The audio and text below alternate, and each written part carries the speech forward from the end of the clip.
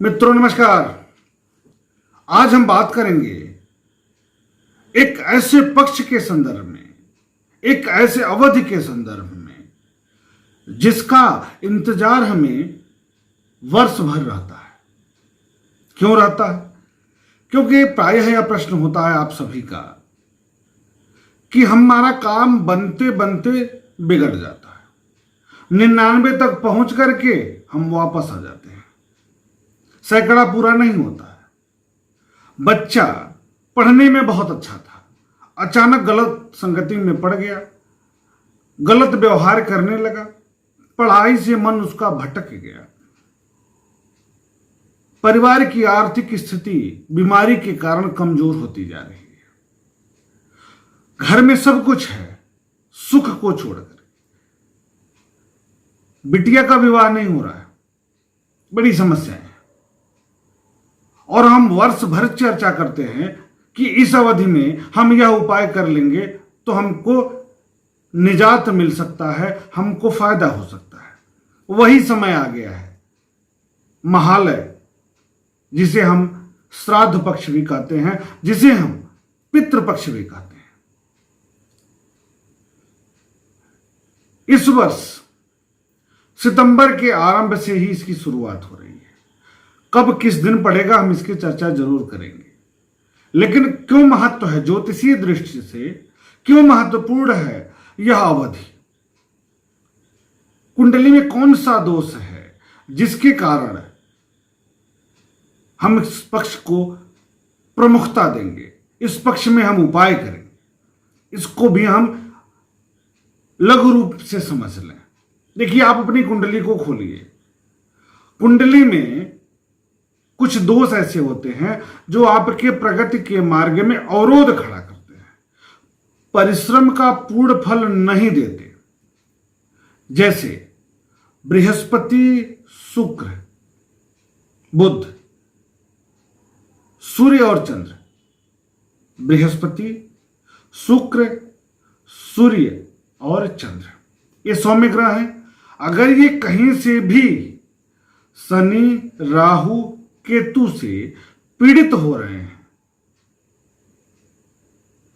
साथ में सूर्य चंद्र एक साथ बैठे हैं, चंद्रमा शनि एक साथ बैठे हैं, शनि और बृहस्पति एक साथ हैं, राहु और बृहस्पति एक साथ हैं, तो कहीं ना कहीं आपकी कुंडली में पितृदोष जैसा योग बन रहा है, दुर्योग बन रहा है। तो फिर ठीक कैसे होगा? बहुत अच्छे अच्छे कुंडली में योग है, फलाना योग है, धिमाका राजयोग है, बड़ी चर्चा होती है, तरह तरह के राजयोगों की चर्चा हो जाएगी, लेकिन फल नहीं मिलता है। और हम विचार नहीं करते कि कारण कोई और कुछ और है, हमें कुछ और भी करना है, कुछ ऐसा कर्ज हमारे ऊपर है, कुछ ऐसा दोष हमारे ऊपर है, कुछ हमारे जीवन से जुड़ी, पिछले जीवन से जुड़ी कुछ ऐसी चीजें हैं जिससे हम अभी तक छुटकारा नहीं पा पाए। पितृदोष, इन्हीं योगों के कारण, इन्हीं दुर्योगों के कारण हमें दिखाई देता है। ऐसा नहीं कि बनता है भाई, जो गलत कर्म हम करके आए हैं उसके अनुसार कुंडली में दोष बन गए। जो दिखा रहा है कि आप कर्ज लेकर आए हुए हैं, उस कर्ज को जब तक हम दूर नहीं करेंगे, जब तक भरपाई नहीं करेंगे, तब तक हमारे जीवन की जो प्रगति है, जो यात्रा है जीवन की, वो अवरोध पूर्ण रहेगी, तनावपूर्ण रहेगी, सुख से हीन होकर रहेगी। तो फिर क्या करें? तो इन दोष को दूर करने का प्रयत्न करें, इन दोषों को दूर करने का उपाय करें। तो कब करेंगे? अगर पितृदोष कुंडली में दिख गया और आपके जीवन में तरह तरह की समस्याएं अकारण बन रही हैं, तो इसको दूर करने के लिए हमें क्या करना होगा? तो पितृपक्ष में हम कुछ उपाय करेंगे। पितृपक्ष में हम पितरों का श्राद्ध कर्म करेंगे, श्रद्धा भाव के साथ करेंगे। अब आप महसूस करिए कि आपके पितामह या दिवंगत माता पिता जिनके भी हैं अतृप्त हों, असंतुष्ट हों और आप भोग कर रहे हैं सांसारिक वस्तुओं का, तो उनको देख करके बुरा लगेगा। यद्यपि माता पिता हैं तो बुरा नहीं लगना चाहिए, लेकिन कष्ट होता है उनको भी कि हमारे बच्चे हमको याद नहीं कर रहे हैं या हमारा सम्मान नहीं करते या हम प्रसन्न नहीं हैं। भाई खुशी का बात मौका है, विवाह है, शादी है, बहुत ऐसे अवसर हैं जिस पर हमें उनको याद करना चाहिए, हम नहीं याद करते और यह पीढ़ी दर पीढ़ी हम छोड़ते चले जा रहे हैं। तो जो अतृप्त असंतुष्ट आत्माएं हैं, जो हमारे देखने से परे हैं, एक अदृश्य रूप में हैं, उनको कष्ट होता है तो उनका आशीर्वाद हमें प्राप्त नहीं होता। इस कारण से हमारे कर्मों का शुभ फल प्राप्त नहीं होता। तो यह अवधि है, पितृपक्ष ही एक ऐसा अवधि है जिसमें हम इन दोषों को दूर कर सकते हैं। अब हमारा सबसे बड़ा प्रश्न होता है, आप सबका भी होता है, कि किन तिथियों में हम अपने पितरों का श्राद्ध करें। तो उनका श्राद्ध उसी दिन होता है जिस तिथि पर उनका देहावसान होता है।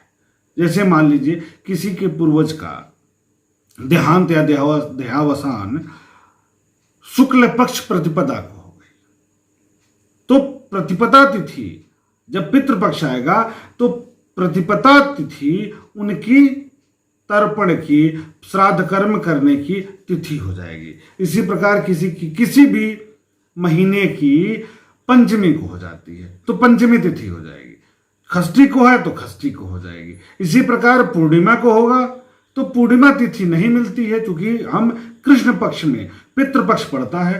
तो इसी कारण से जो शुरुआत में पूर्णिमा तिथि प्राप्त होती है हम वहीं पर कर लेते हैं पूर्णिमा का श्राद्ध। अज्ञात लोगों का श्राद्ध कब करते हैं तो अमावस्या को करते हैं। नाना नानी का कब करते हैं तो पूर्णिमा तिथि को करते हैं। इसको आप लोग स्पष्ट समझ लीजिएगा। अपने पक्ष के यानी दादा दादी का या अज्ञात लोगों का, यहां अज्ञात की बात मैं बता रहा हूं, दादा दादी को बाद में बताऊंगा। अज्ञात लोगों का जो श्राद्ध कर्म होता है, जैसे किसी का तिथि पता ही नहीं है, हो सकता है भूल गए हो, नहीं निकल पा रहा या अज्ञात है, तो वो अमावस्या के दिन आप कर लेंगे। लेकिन नाना नानी का जो होगा वो पूर्णिमा तिथि को होगा। तो इस बार किन तिथियों पर कौन कौन सा हम श्राद्ध कर्म करेंगे, किन तिथियों का करेंगे, इसकी भी चर्चा हम कर लें तो बहुत अच्छा होगा। तो शुरुआत हो रही है पितृपक्ष की 2 सितंबर 2020 दिन बुधवार को, और कब तक है 17 सितंबर 2020 दिन बृहस्पतिवार को, यानी 2 से लेकर के 17 तक है। प्रतिपदा का जो श्राद्ध होगा वह 2 तारीख को होगा। लेकिन एक को भी कुछ है, वह क्या है, पूर्णिमा का श्राद्ध है। क्यों है इसको आप समझ लीजिए। देखिए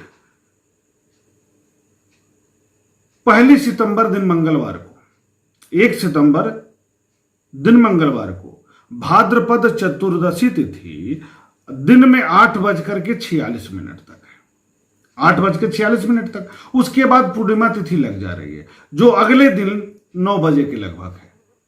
तो अब आप समझिए पूर्णिमा तिथि हमको प्राप्त नहीं हो रही है, अगले दिन पूर्णिमा तिथि है। अब इसमें समझिए उदय काली का महत्व नहीं होता है। पितृपक्ष में, श्राद्ध पक्ष में उदया तिथि का महत्व नहीं होता। इसमें महत्व होता है किसका, इसमें महत्व होता है कुपत बेला का, यानी मध्याह्न व्यापनी तिथि का महत्व होता है। जिस तिथि में हमें मध्याह्न मिलता है उसी को हम ग्राह्य में लेते हैं, उसी को हम मानते हैं।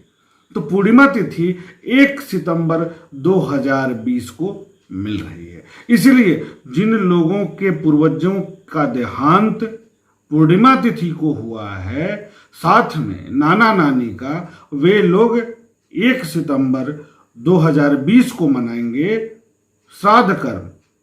मध्याह्न के समय कुपत बेला कहा जाता है, इसको कुपत बेला में मनाएंगे। अब बात करते हैं कि 17 तक है, 2 से लेकर 17 तक, तो किन किन तिथियों में इसको मनाएंगे। हम उससे पहले एक बात मोटा मोटी और बता दें कि श्राद्ध कर्म कोई बहुत बड़ी हवा नहीं है, एक कोई बहुत बड़ा ऐसा नहीं है कि खर्च की स्थिति बन रही है कि आप आलस्य करेंगे, और इसका कोई विकल्प भी नहीं है। ऐसा नहीं है कि हमारी जगह पर कोई और कर लेगा, नहीं, आपको ही करना है। और यह नियम नहीं है, यह अनिवार्य है, यह बात नहीं है, एकदम दृढ़ संकल्प के साथ करना है।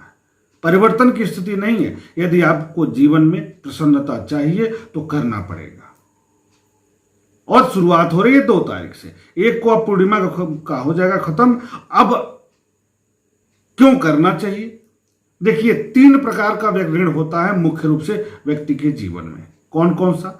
देव ऋण, ऋषि ऋण, पितृ ऋण। देव ऋण, ऋषि ऋण और पितृ ऋण धर्मशास्त्रों के अनुसार। लेकिन कुछ और भी ऋण है जिसको हम भारतीय जो सामाजिक व्यवस्था है उसमें बताया गया था। कौन सा? अतिथि ऋण भी बताया गया है। अतिथियों का भी ऋण होता है हमारे ऊपर। और भूत ऋण होता है जिसको यज्ञ हवन के आदि के माध्यम से हम उसे खत्म कर देते हैं। लेकिन मुख्य क्या हुआ? देव ऋण, ऋषि ऋण और पितृ ऋण। देवताओं का ऋण, ऋषि माने गुरु का ऋण और पितृ ऋण माने पितरों का ऋण। अतिथि ऋण, अब हम बात करते हैं कि इस पक्ष में हम पितरों के तर्पण के लिए, पितरों के शांति के लिए कार्य करते हैं, श्रद्धा भाव के साथ करते हैं। अब कहां करना चाहिए? तो देखिए, स्थान का भी महत्व है। गया जी चले गए, बद्रीनाथ चले गए, कुछ लोग प्रयागराज में करते हैं। जगह जगह पर लोग यात्रा करके जाते हैं, लेकिन मुख्यतः गया और बद्रीनाथ है। लेकिन इस वर्ष आप नहीं जा सकते क्योंकि कोरोना का भी प्रकोप है, तो फिर कहां करें? तो आप अपने घर पे करिएगा। आप अपने मूल निवास पर जाने का प्रयास करिए। मूल निवास पर जाकर के पितरों के लिए तर्पण जरूर करिए। इस तिथि, जिस तिथि पर उनका देहावसान हुआ है, वहां गौ ग्रास निकालिए, कौओं का ग्रास निकालिए, अतिथि सत्कार करिए, ब्राह्मण भोज कराइए, या न कर पाइए तो भोजन का कुछ भाग निकाल करके आप वितरित कर दीजिए लोगों में। लेकिन ब्राह्मणों को भोजन कराने का भी विधान शास्त्रों में है। लेकिन इस समय वातावरण ऐसा बना हुआ है कि लोगों के मन में एक अजीब टाइप की विडंबना उत्पन्न हो गई है, एक अजीब टाइप की बात हो गई है कि हम कैसे कर सकते हैं।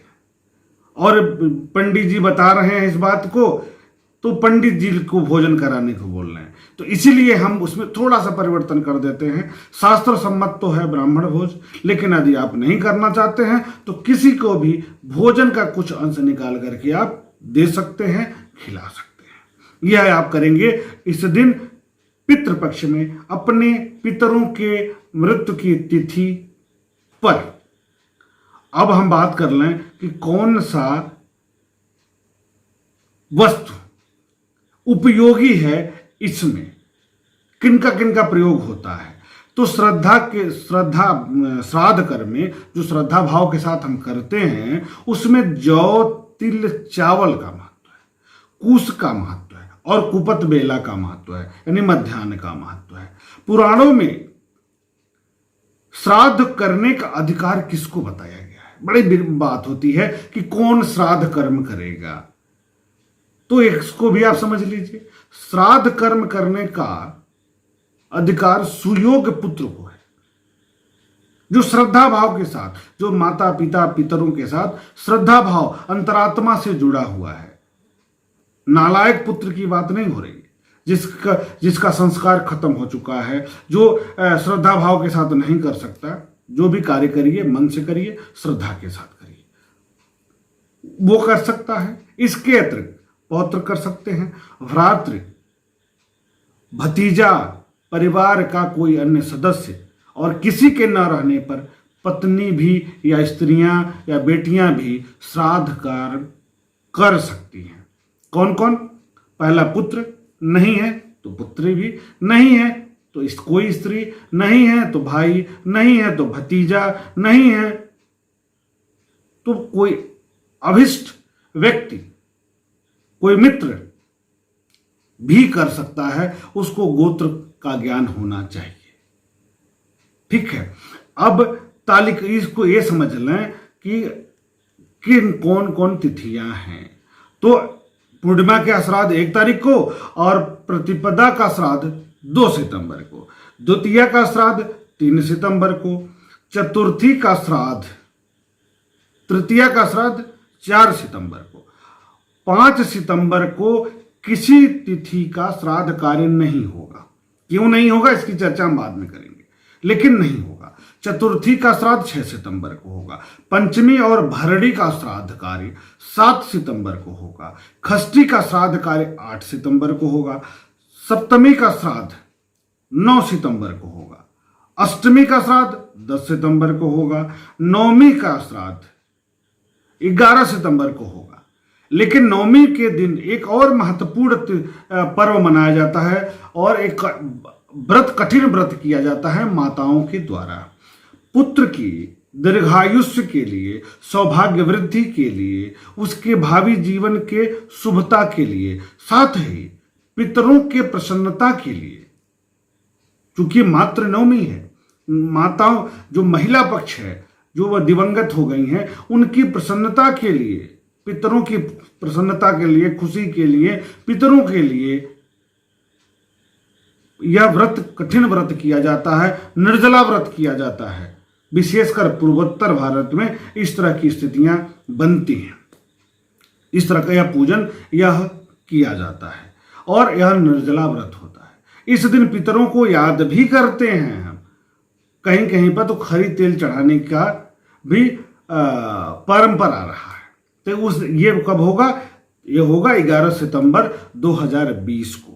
दशमी का श्राद्ध करेंगे 12 सितंबर को, एकादशी का श्राद्ध करेंगे 13 सितंबर को और द्वादशी का श्राद्ध करेंगे, जिसे सन्यासियों का भी श्राद्ध कार्य होता है इस दिन, वह होगा 14 सितंबर को। त्रयोदशी एवं मघा श्राद्ध 15 सितंबर को। चतुर्दशी का श्राद्ध, जिससे शस्त्राघात, आप समझिएगा, जिसको शस्त्र के द्वारा मृत्यु हुई हो, जैसे बंदूक से, गोली लगने से, युद्ध में कोई सैनिक है उसकी हो गई, तो इन लोगों का जो श्राद्ध कर्म होता है, श्राद्ध कार्य होता है, वह होता है 16 सितंबर को। इस साल होगा 16 सितंबर 2020 को होगा। पितृ विसर्जन 17 सितंबर 2020 को होगा।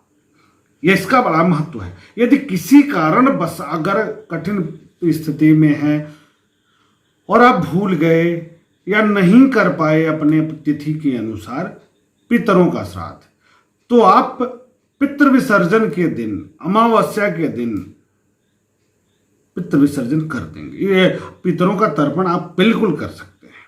जिनकी तिथि अज्ञात है वे लोग भी पितृ विसर्जन के ही दिन करेंगे, अमावस्या के दिन ही करेंगे। इस प्रकार आप 2 से लेकर के 17 सितंबर तक क्रमशः अपने अपने पूर्वजों के तिथियों के अनुसार तर्पण श्राद्ध कर्म करेंगे। लेकिन तर्पण तो अगर प्रतिदिन करें, जल लेकर के दक्षिण दिशा में मुंह करके कुशा और तिल का प्रयोग करते हुए जल अर्पित करें और उनको याद करें। सिंपल सा मंत्र, ओम पितृदेवाय नमः, या अपने पितरों को याद करिए कि हे हमारे खानदान से जुड़े सभी पितृ लोग, आप लोग प्रसन्न हो, आप लोग अपना आशीर्वाद हमारे पूरे परिवार पर बनाइए, हमारे पूरे परिवार की आप सभी रक्षा करिए। यह कामना करते हुए, मन से, हृदय से उनको याद करते हुए यदि दक्षिण मुंह करके जल अर्पित करते हैं पूरा पितृपक्ष, तो बड़ी अच्छी बात होती है। बहुत सकारात्मक परिणाम जीवन में आता है, इसमें दो राय नहीं है। इस प्रकार कब करें, कैसे करें, क्या क्या महत्व है, क्या किन किन चीजों की आवश्यकता है, इसको हमने इस वीडियो के माध्यम से आप सभी लोगों को बता दिया। अब हम बात करेंगे कि कौन सा नियम है जिनका पालन करें तो हमारे जीवन में 4 चांद लग जाएगा, अगले वीडियो में। तो एक बार आप सभी को पितृपक्ष की ढेर सारी शुभकामनाएं, खूब, और आप सभी के अपने अपने पितरों का शुभ आशीर्वाद प्राप्त हो, इसी शुभकामना के साथ शुभ नमस्कार।